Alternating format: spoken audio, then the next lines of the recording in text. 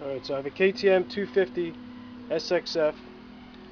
The manual's for 2005-2006. Now what I did is I did the valve clearance, check the shims and everything like that. What it calls for is the intake. It's hard to see. Intake is 0.10 to 0.20 millimeter.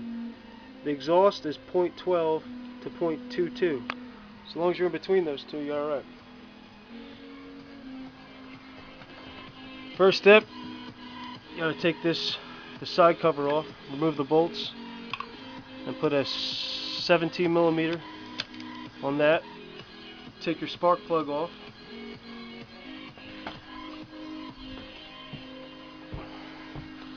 This is the cap that's at your top. It's gonna have 3 bolts, 10 millimeters to take your top case off, and that's just the breather tube.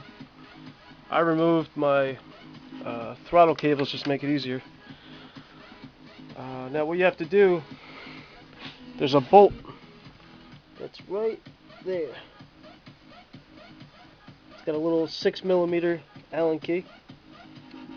And what you have to do is you have to find top dead center and remove this ring, and that'll lock your crank in top dead center. Now how you do that is you work off this line here, and there's a dot on each cam, intake and exhaust. It's gonna have a dot. If you can't see it, just wipe the oil off and you'll start to see the dots. They'll come together, and you just have to wiggle this back and forth until this easily drops in. Do it by hand. Don't do it with the wrench or anything like that. So now once you have it at top dead center, you're going to see your intake lobes and your exhaust lobes are both pointing up. Not directly up, but they're pointing up.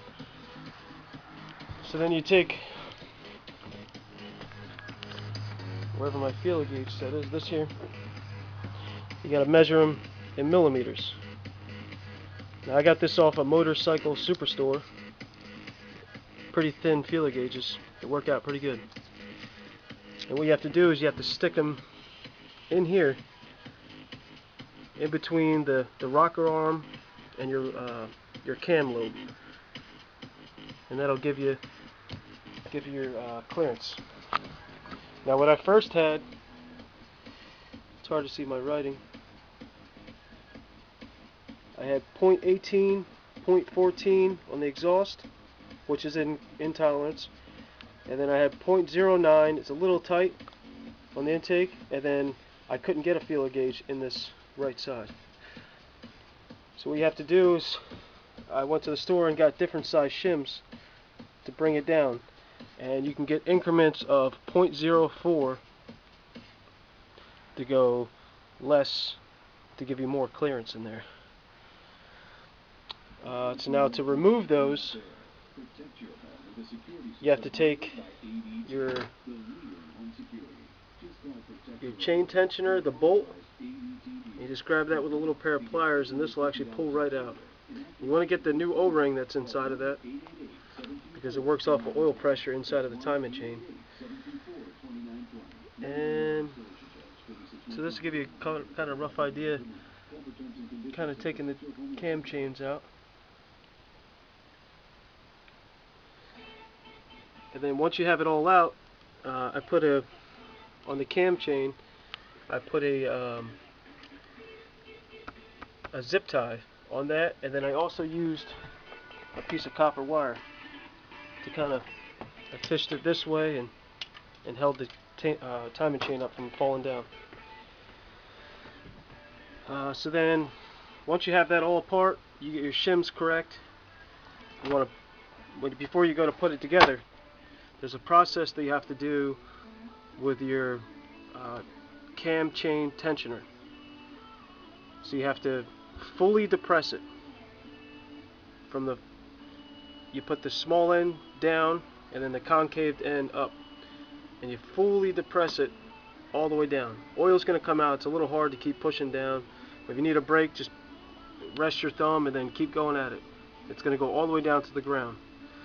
Now with the big things, before you do anything, you need a 2mm to 2.5mm washer.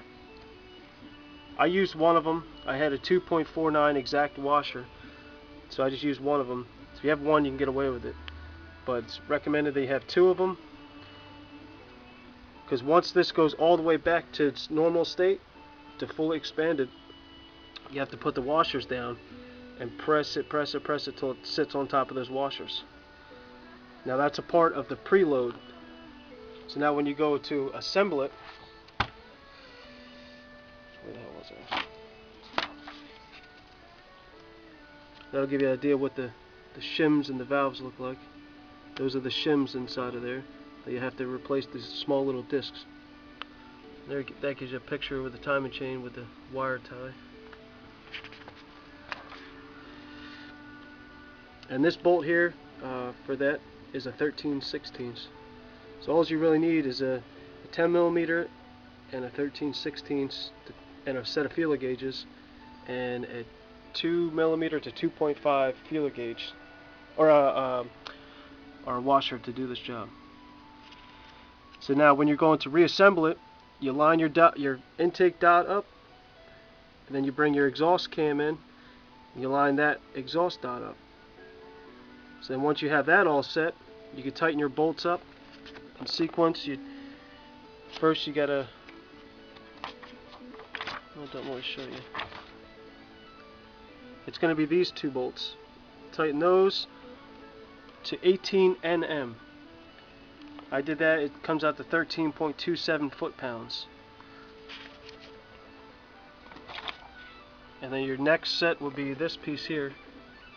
So you got 1, 2, 3, 4, 5, 6 bolts and 2 nuts. And those are all 18 Nm, which would be the same 13.27 foot-pounds. And then now you would stick your tensioner back in there, put the cap back on. I also got a new crush seal too. It's a copper crush seal. And then once you have that assembled, you take a screwdriver and you press again. Which I did is I removed these bolts so I can actually pull this way, pull the two of the motor so I can get a screwdriver in there, and you actually engage. You press on that cam tensioner, and that will release and expand inside of there and put the right pressure on there, because your oil pressure hasn't built up yet. So that'll take care of that, and then it'll be tight. Then you can go ahead and check these again to make sure you have the right specs. And if it's not the right specs, don't be afraid. Do the step again until you get everything perfect. Now what my final ending was, also if you want to know, the 1 Newton meter equals 0.737 foot-pounds.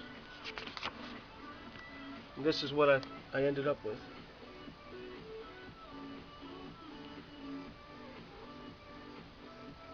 This 0.06 actually was a 0.09. It's a little tight, but it's within. It should be all right. Now I checked this at 65.2 hours I have on the bike. So that's pretty much it. I mean, don't be afraid to jump into it. It's not that hard of a task. And good luck with it. And wish you the best and happy riding. Brap.